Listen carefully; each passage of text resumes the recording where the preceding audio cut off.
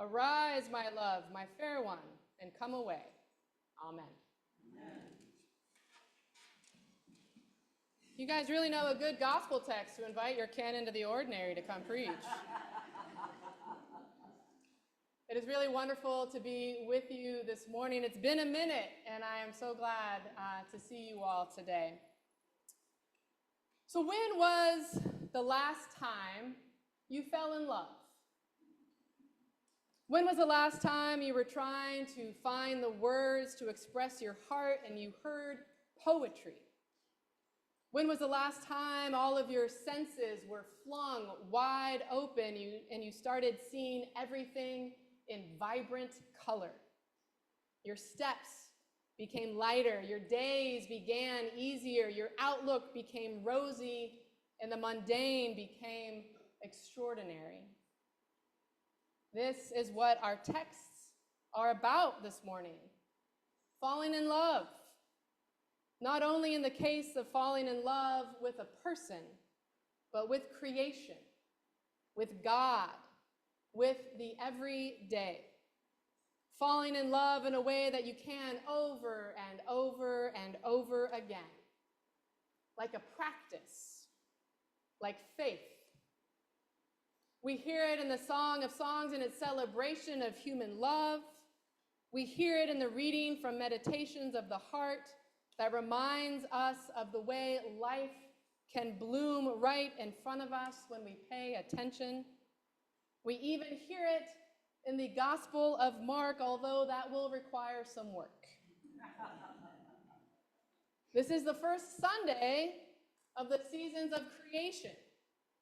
The season of creation is a worldwide ecumenical Christian observance that begins with a day of prayer for creation on September 1st and ends with the feast day of St. Francis of Assisi, the patron saint of ecology, on October 4th.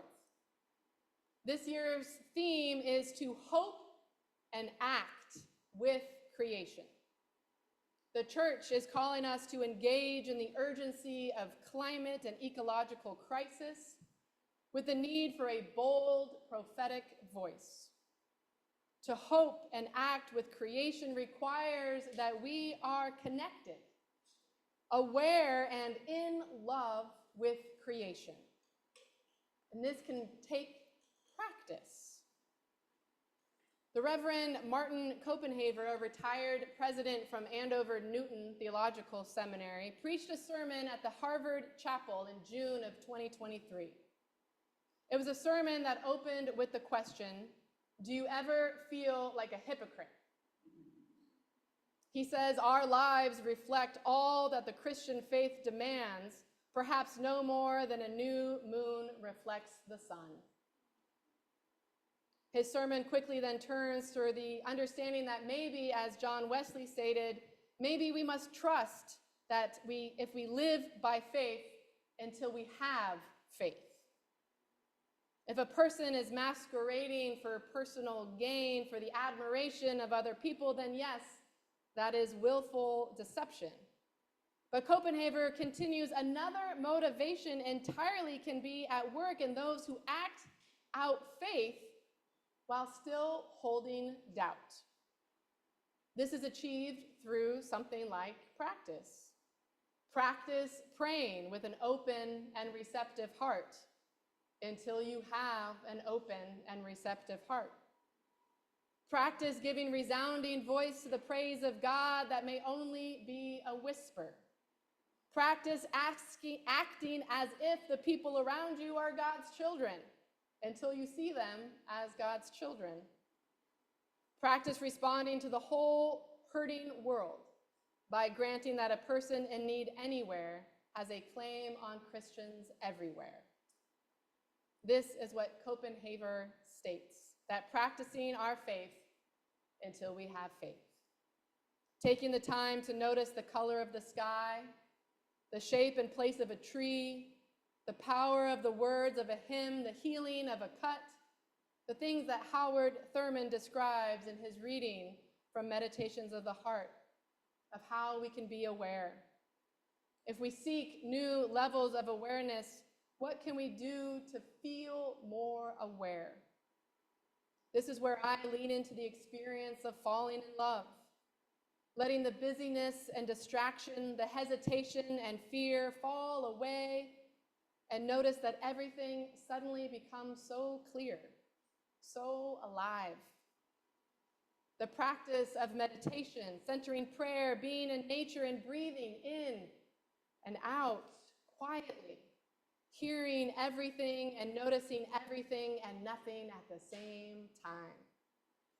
Letting the very ordinary things come alive in sacredness, feeling like something you have known forever is brand new. We can practice letting this be true. The scene we have from the Gospel of Mark is about practices.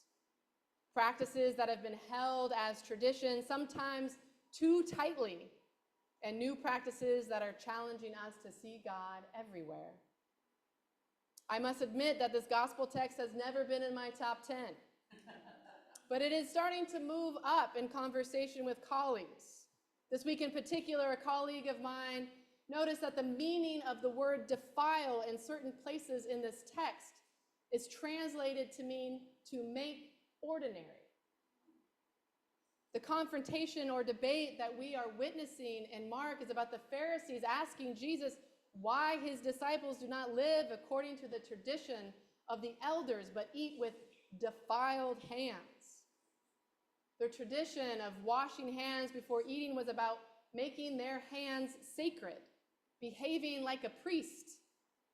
It was something that would set them apart, something that we do sometimes with our traditions.